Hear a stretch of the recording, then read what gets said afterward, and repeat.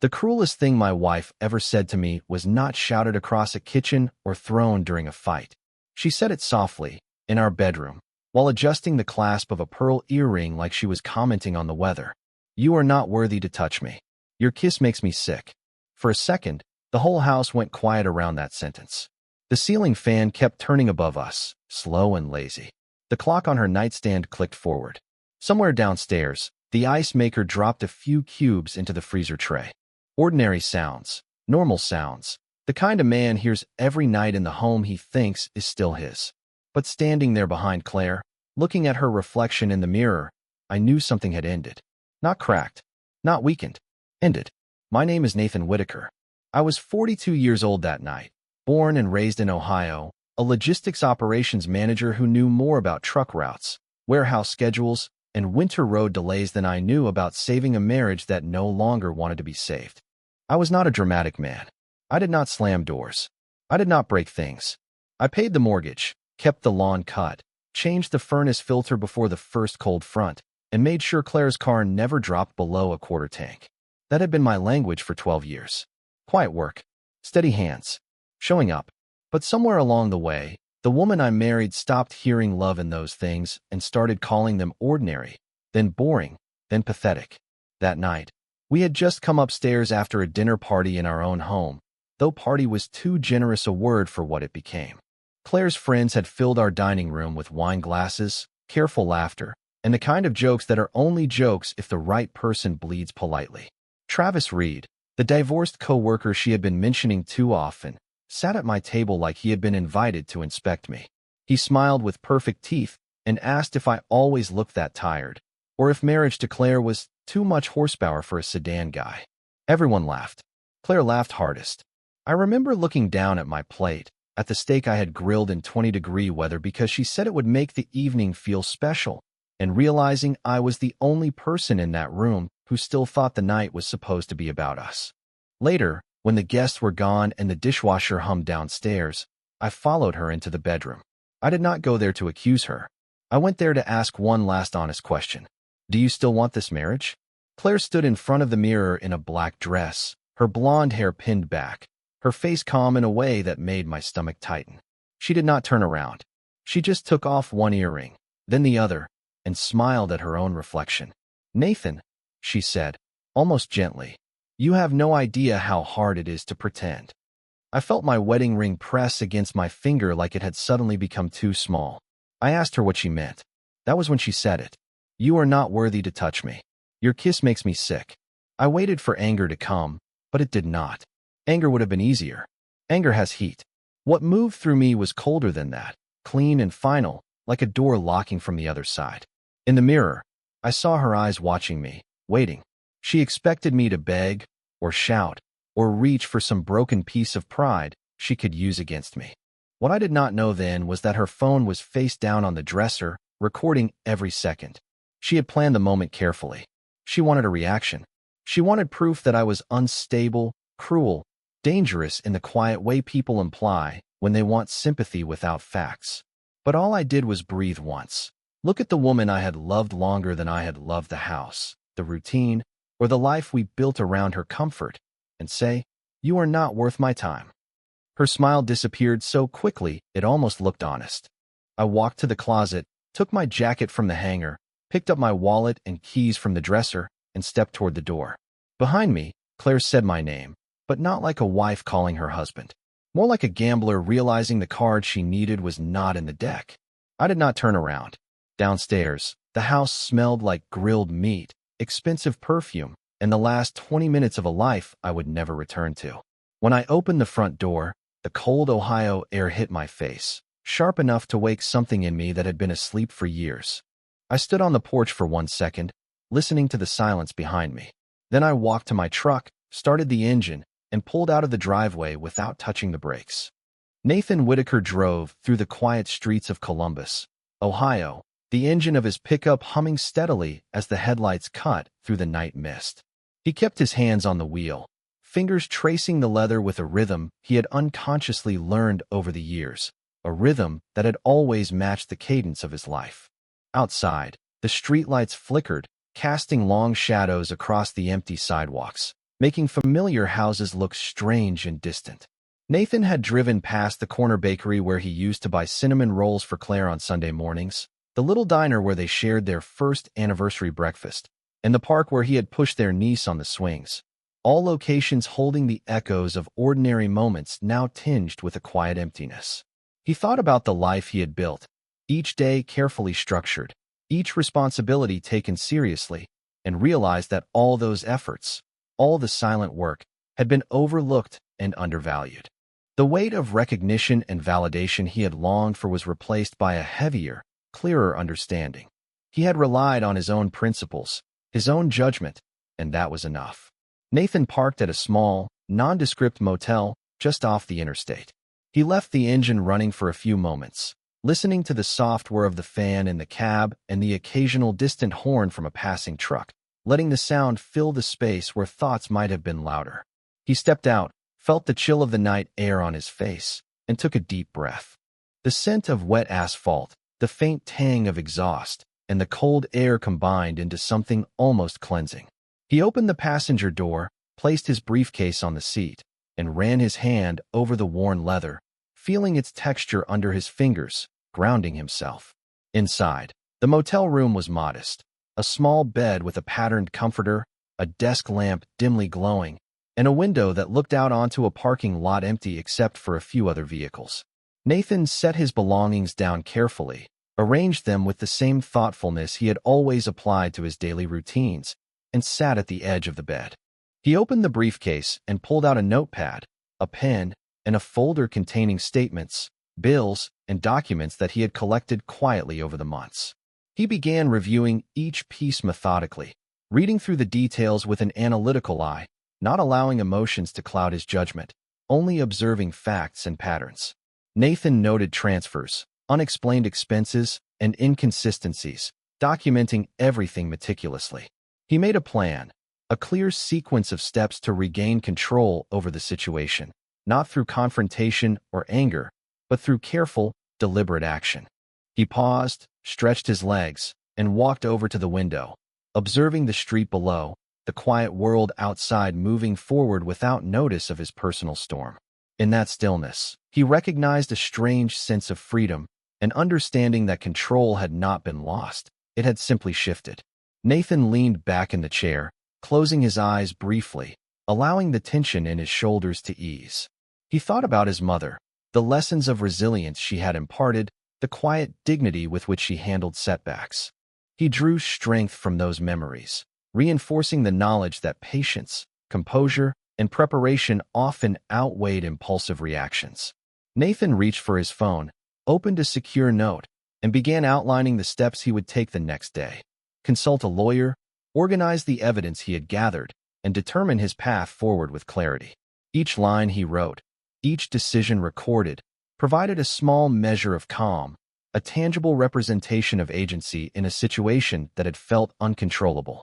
Outside, the faint glow of dawn began to touch the horizon, casting pale light into the room, a reminder that even after the darkest night, a new day would emerge.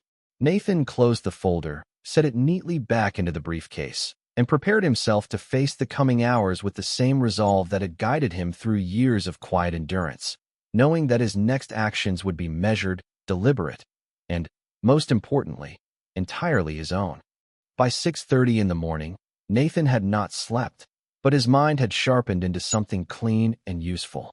The motel coffee tasted bitter and thin, the kind poured from a small plastic packet that promised more than it delivered, but he drank it anyway while the heater clicked under the window and traffic hissed along the interstate outside.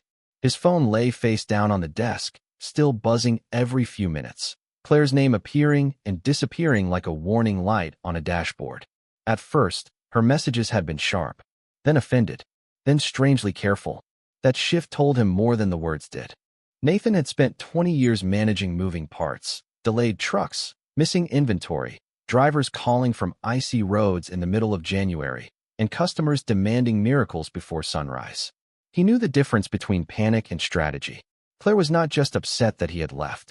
She was adjusting. She was recalculating. He turned the phone over and read without answering. "You cannot just walk out. You made me feel unsafe. Everyone heard how cold you were tonight. I hope you are proud of yourself. Nathan stared at that last sentence for a long time, not because it hurt the most, but because it sounded practiced, almost polished, like a line she had written before the night even happened.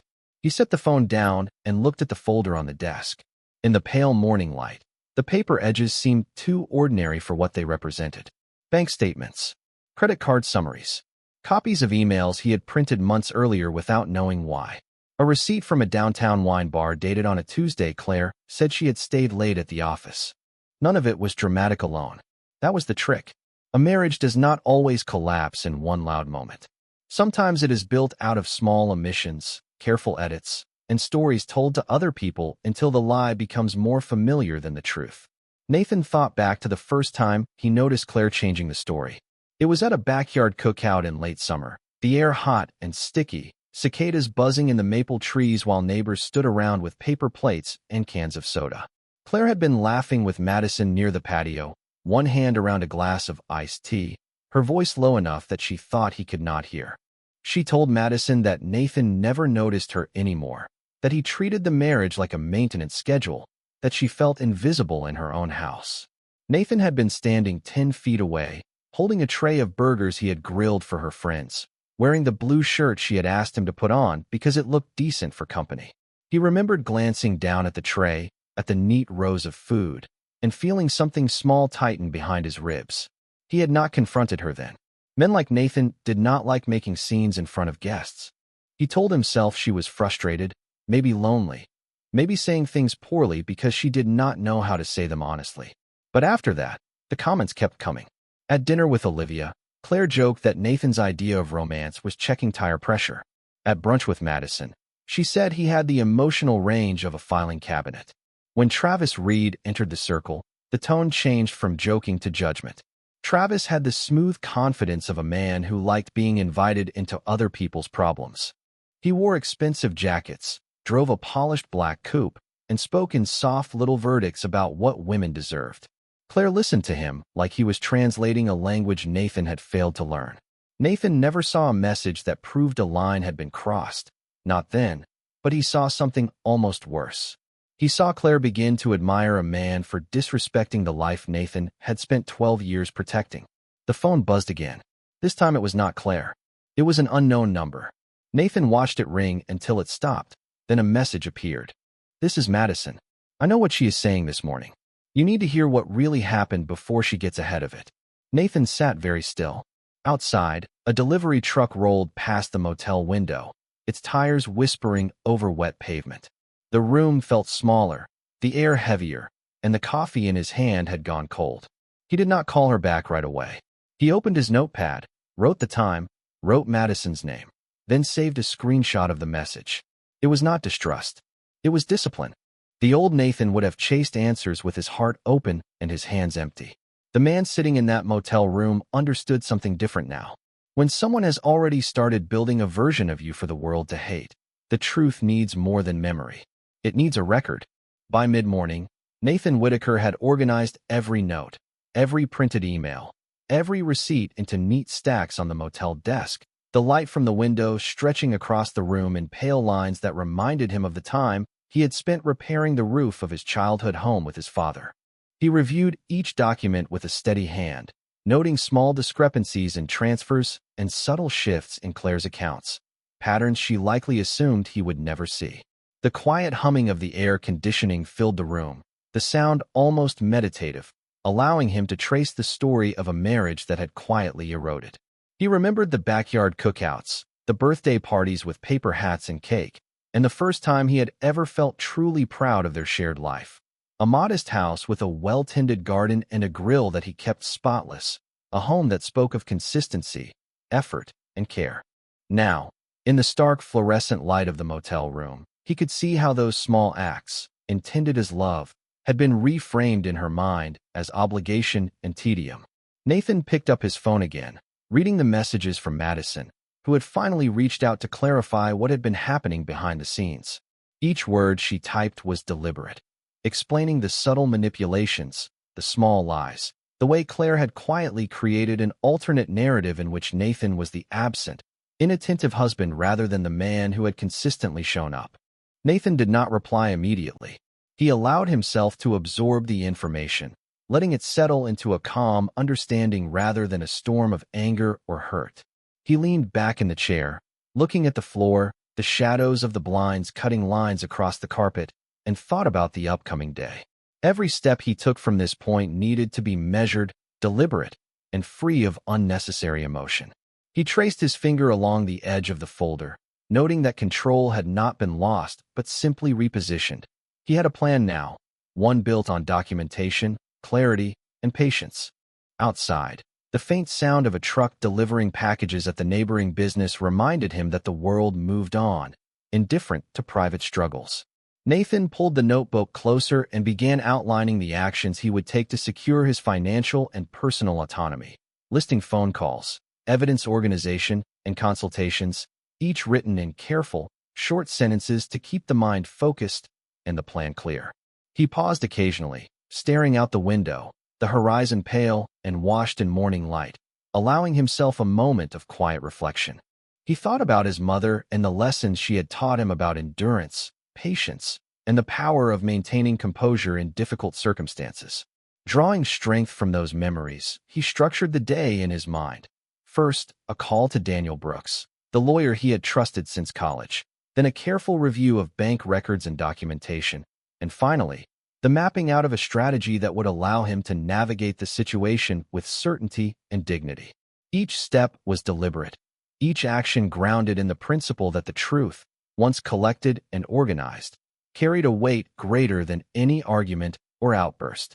Nathan knew that the small, methodical steps he was taking now were more powerful than any immediate confrontation, and he allowed himself a quiet confidence, knowing that he was beginning to regain control in a way that was both calm and irreversible.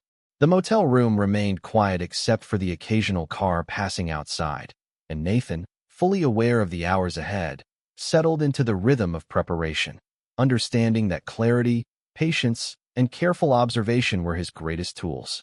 Nathan called Madison at 9:17 in the morning, not because he trusted her, but because timing mattered and silence had already cost him enough. He put the phone on speaker, opened a fresh page in his notebook, and wrote the date at the top, like it was the first line of a report instead of the morning after his marriage changed shape. Madison answered on the second ring. Her voice sounded smaller than he remembered from the dinner table, stripped of the laughter and the wine and the confidence people borrow when they are sitting beside a crowd. For a moment, neither of them spoke. Nathan could hear traffic on her end, a turn signal clicking, then the soft rush of her breathing. Finally, she said, "Nathan, I am sorry." He did not comfort her. He did not accuse her. He simply said, "Tell me what I need to know." That was when the first piece of the real story slid into place. Claire had been talking for months, not just venting, not just complaining after a difficult week, but building a version of him in careful layers. She told Madison that Nathan ignored her, that he made her feel unwanted, that the house felt like a waiting room, and he was the tired man sitting in the corner with old magazines. Madison admitted she believed some of it at first. Claire was convincing when she wanted to be. She knew how to sigh at the right moment, how to lower her eyes, how to make a half-truth sound like a bruise. But then Travis became part of the conversations, and the tone changed. Madison said his name like she regretted allowing it into her mouth. Travis had encouraged Claire to stop thinking like a wife and start thinking like a woman protecting her future. Nathan wrote that sentence down slowly. Protecting her future. The words looked almost polite on paper, which made them worse. Madison said there had been a group text, just Claire, Madison, Olivia, and Travis, where Claire joked that Nathan would never leave unless she made staying feel humiliating. She said Travis had replied that predictable men were easy to maneuver because they still believed decency would be recognized. Nathan felt his hand tighten around the pen, but his voice stayed level. "Do you still have the messages?" Madison hesitated, and in that small pause he heard the weight of her choice. Then she said yes. "I took screenshots this morning. I did not know what else to do." A minute later, the first image arrived. Nathan watched it load on his screen while the motel heater clicked beneath the window. There was Claire's name, bright and familiar, attached to words that felt like they belonged to a stranger wearing his wife's face. "He is too proud to yell in public. I just need him to leave first." Another message followed. "If he walks out, I can say he abandoned the marriage. Another. Travis thinks we can make it look like emotional neglect. Nathan stared at the screen until the letters stopped swimming. The room did not spin. His heart did not race. Something quieter happened. A final illusion folded in on itself. For months, he had wondered what he had failed to see, what he had failed to give, what part of him had become so unworthy of basic kindness. Now the answer sat in his hand, cold and backlit. It had not been his failure to love her. It had been her willingness to use that love as a predictable weakness. Madison kept talking, saying she should have spoken sooner, saying the dinner had gone too far, saying Claire had told them he needed to be pushed into showing his true colors. Nathan almost laughed at that, not because it was funny, but because there was something brutally clear about it. Claire had wanted his worst moment. She had set a stage, invited an audience, handed Travis the lines, and waited for Nathan to become the man she needed him to be. Instead, he had left with his hands clean and his voice steady. That was why her messages had changed so quickly. That was why she was already shaping the morning into evidence. Nathan thanked Madison, saved every screenshot to his phone, uploaded them to cloud storage, then emailed copies to himself with the subject line household timeline. Practical words. Dry words. Words that did not reveal the way his chest felt hollow under his shirt. Before ending the call, Madison said, "There is something else." Nathan looked toward the window, where a thin strip of sunlight had reached the edge of the carpet. "Last night," she added, "Claire recorded you in the bedroom. She thought you would explode." Nathan closed his eyes for 1 second. When he opened them, the room looked exactly the same, but the board had changed. Claire had not just insulted him. She had placed a trap under the insult and smiled while he stepped over it. Nathan wrote one final note beneath Madison's name. She planned the reaction. Then he capped the pen, placed the phone flat on the desk, and understood with perfect clarity that his next call could not be to his wife. It had to be to a lawyer.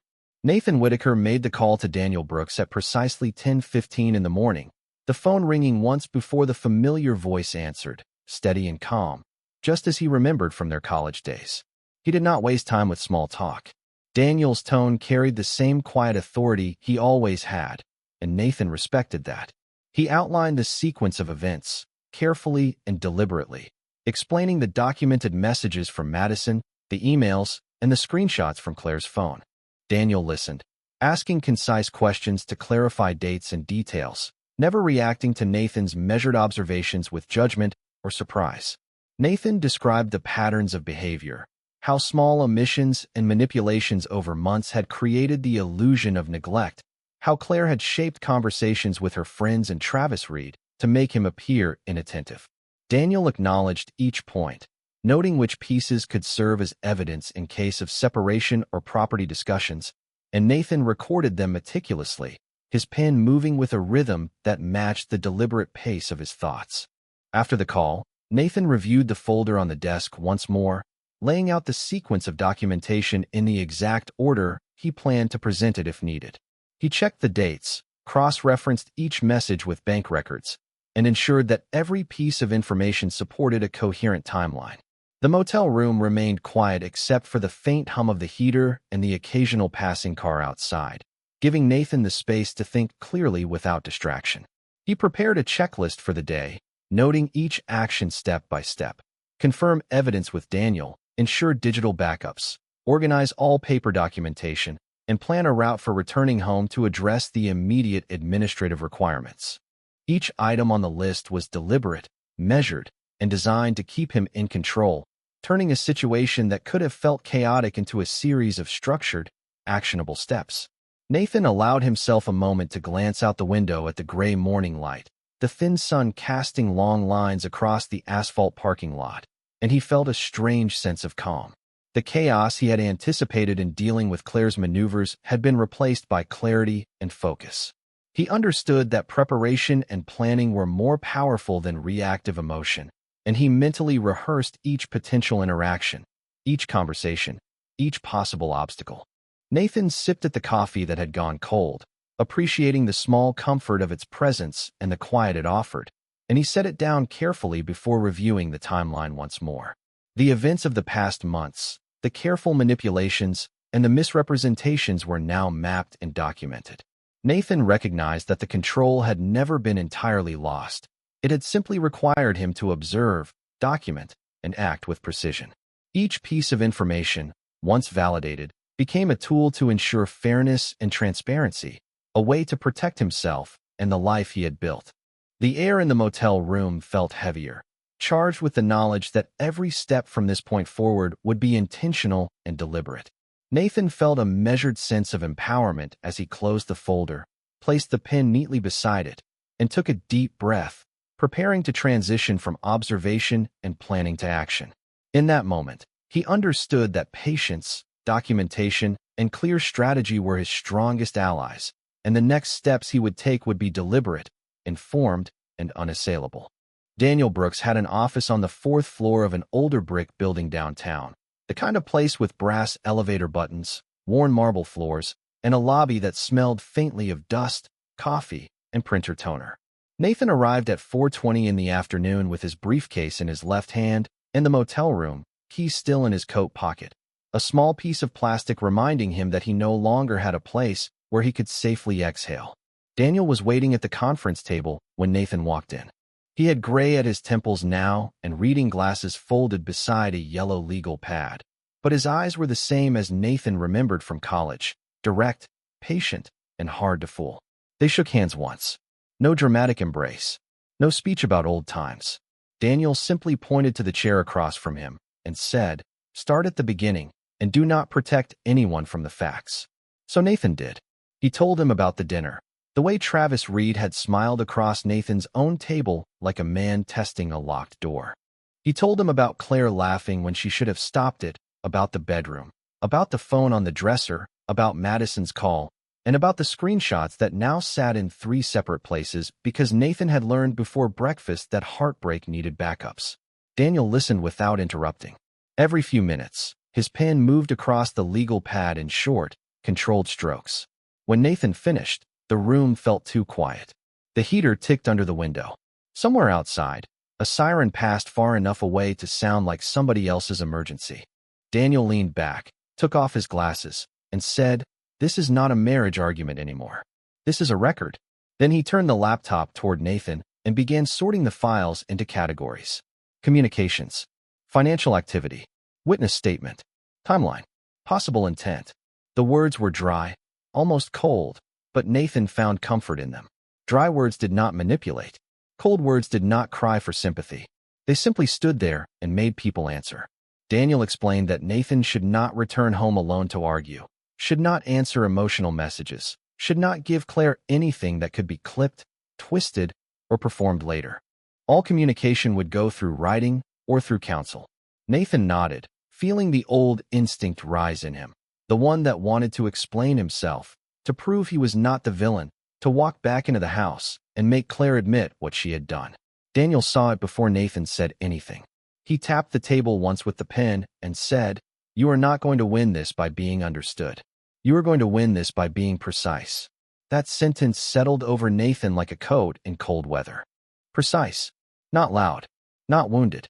Precise. They reviewed the checking account next. Daniel's expression changed only slightly, but Nathan caught it. 3 transfers in 6 weeks, each under an amount that would have made them obvious at a glance, moving into an account Nathan had never seen. A payment to a consulting attorney in late February. A hotel charge downtown on an afternoon Claire had said she was at a leadership seminar in Dublin, just 10 miles from home. Nathan stared at the screen while the cursor blinked beside the numbers. Money had always felt practical to him, something earned, directed, and used to keep life steady. Seeing it arranged like this, quietly repositioned beneath his feet, made the floor feel false. Daniel printed the records, slid them into a folder, and wrote temporary financial safeguards across the tab. By 5:30, the plan was set. Nathan would move half of the joint funds into a protected account for documented household obligations, freeze shared credit lines from additional charges where legally allowed, preserve the home security logs, and send Claire a written notice that all direct communication would stop. No threats, no insults, no pleading, just boundaries with dates attached. Before Nathan left, Daniel handed him a copy of the first letter. It was only 1 page, but it felt heavier than the briefcase itself. In plain language, It stated that Nathan had retained counsel, that he disputed any claim of abandonment, that he possessed communications relevant to the circumstances of his departure, and that further contact should proceed through proper channels. Nathan read it twice. His name looked different on the page. Not like a husband waiting to be forgiven, like a man drawing a line. Outside, the late afternoon air had turned colder, and downtown Columbus glowed under a low gray sky. Nathan stood by his truck, folded the letter carefully, and placed it inside his coat. His phone buzzed again. Claire. This time there was only one message. We need to talk before you make this worse. Nathan looked at the screen, then at the building behind him where Daniel's office lights were still on. For the first time in 12 years, he did not feel the pull to answer her immediately. He locked the phone, opened the truck door, and understood that silence, when backed by truth, was not weakness. It was the first move she could not control. The first formal meeting took place 3 weeks later in a conference room that looked designed to drain emotion out of human beings. Beige walls, gray carpet, a long table polished too brightly, and a pitcher of water sweating onto a paper coaster in the center. Nathan sat on one side with Daniel Brooks, a folder in front of him and both hands resting flat on the table. Claire sat across from him in a white coat, her blonde hair smooth, her face carefully tired, the kind of tired meant to be noticed. Beside her was a young attorney named Mark Ellison, who kept straightening his tie like confidence could be adjusted by the collar. Travis Reed was not supposed to be in the room, but Nathan saw him through the glass wall near the elevators, leaning against the hallway with his phone in hand, pretending not to watch. That told Nathan everything. Claire still needed an audience. The mediator, a silver-haired woman with calm eyes, began with the usual language about fairness, cooperation, and avoiding unnecessary escalation. Nathan listened. He had learned that official rooms have their own weather. You do not fight the air. You let people talk until the facts need oxygen. Claire went first. Her voice was soft at the edges. She said Nathan had become emotionally distant. She said he had abandoned the home without warning. She said the night he left had frightened her because he had gone quiet in a way she could not understand. Nathan kept his eyes on the water glass in front of him. The surface trembled slightly when the heating system kicked on, making small circles that widened and disappeared. That was how lies worked when nobody touched them. They spread. Mark Ellison slid a printed statement across the table and said Claire wanted temporary possession of the house, continued access to joint funds, and acknowledgement that Nathan had left voluntarily. Daniel did not pick up the paper right away. He only looked at Nathan once, then opened the folder in front of him. The sound of paper moving was quiet, but it changed the room. Daniel began with the timeline. Not an accusation, not a speech. Dates, times, messages. Claire's face remained composed until Daniel placed the first screenshot on the table. It showed her message about needing Nathan to leave first. Her eyes moved to it, then away. Daniel placed down the second, the one about making staying feel humiliating. Then the third, where Travis had written that predictable men were easy to maneuver because they still believed decency would be recognized. Mark reached for the screenshots, and for the first time, Claire's hand moved too quickly, as if she wanted to stop him from reading what could no longer be unread. Nathan watched without satisfaction. That surprised him. He had expected some rush of victory, some warm release after weeks of carrying the weight alone. Instead, he felt a colder thing. Confirmation. Daniel then introduced Madison's signed statement, careful and notarized, describing the dinner, the planning, and the recording Claire had made in the bedroom. The mediator looked up at that. Mark whispered something to Claire. Claire whispered back, but her words had lost their polish. Daniel connected his laptop to the small screen on the wall and played the audio, not the whole thing, only the relevant portion. The room heard Claire's voice, calm and cutting. Then it heard Nathan's reply, quiet, controlled, final. No shouting, no threat, no chaos. Just a man leaving a conversation designed to break him. When the recording stopped, the silence had weight. Even the mediator took a moment before speaking. Nathan looked through the glass wall. Travis was no longer leaning casually. He had stepped back from the elevators, his expression flat, his phone lowered in his hand. It is strange what people do when a story fails them. They look for exits.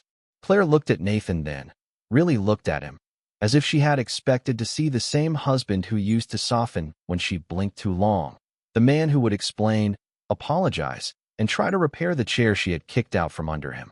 But that man was not in the room. Daniel moved to the financial records next. 3 transfers, 1 consultation payment, a pattern of preparation that began long before the night Claire claimed she had been shocked. Mark's tie was still straight, but his voice had changed when he asked for a recess. The mediator granted 10 minutes. Claire stood first, her chair scraping softly against the carpet. In the hallway, Travis said something Nathan could not hear. Claire turned toward him with a look Nathan recognized from 12 years of marriage. It was not love. It was blame looking for somewhere to land. Nathan remained seated. Daniel capped his pen and said nothing for almost a full minute. Then he leaned closer and spoke quietly. "You did well." Nathan nodded, but his eyes stayed on the empty chair across from him. For years, he had thought the opposite of love was hatred. Sitting there under the fluorescent lights, with evidence stacked neatly between them, he understood that he had been wrong. The opposite of love was not hatred. It was the moment someone finally became a stranger, and your heart stopped trying to introduce you again. Nathan Whitaker drove away from the courthouse feeling lighter than he had in months. The gray sky beginning to clear above the horizon and the sun casting pale reflections on the wet pavement.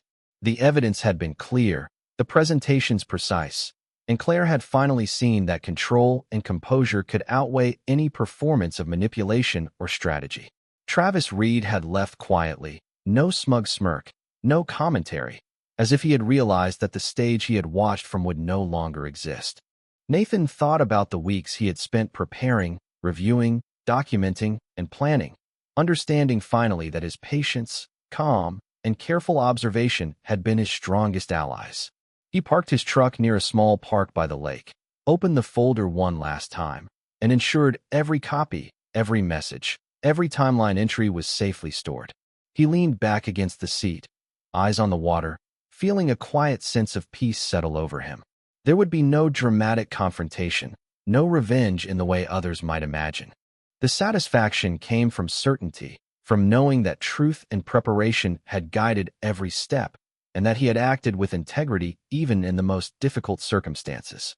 In the distance, the sun reflected off the ripples, small waves catching the light like tiny mirrors, reminding him that life moved forward regardless of what had been lost or manipulated. Nathan smiled slightly, a gesture reserved, private, for himself, not for anyone else. He thought about the future, the possibilities that lay ahead now that the weight of manipulation and expectation had lifted. He could focus on the work he enjoyed, the projects he cared about, and the quiet moments of life that he had postponed too long. As he started the truck and pulled back onto the highway, he considered the lessons learned: vigilance, patience, and the quiet power of preparation. He thought about the audience of this story, those watching and listening, and wondered what they would take from it. Did they recognize the strength in calm and careful action? Did they understand that victories are often quiet, measured, and free from spectacle? Perhaps it would make them reflect on their own lives and the situations where patience and clarity might serve better than immediate reaction. Nathan glanced at the rearview mirror, the road behind him fading, and smiled again, knowing the journey ahead was his to navigate without fear or distraction.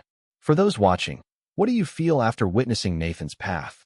Can you imagine the power in restraint, the satisfaction in acting deliberately, and the clarity that comes from preparation?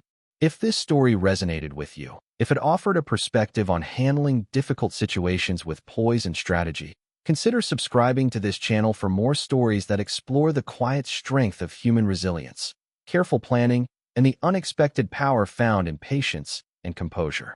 Each story here shows that the choices we make when under pressure define more than the immediate outcome. They define the person we become, and Nathan Whitaker's journey is one that reminds us of the strength that comes from clarity, calm, and action guided by evidence rather than emotion.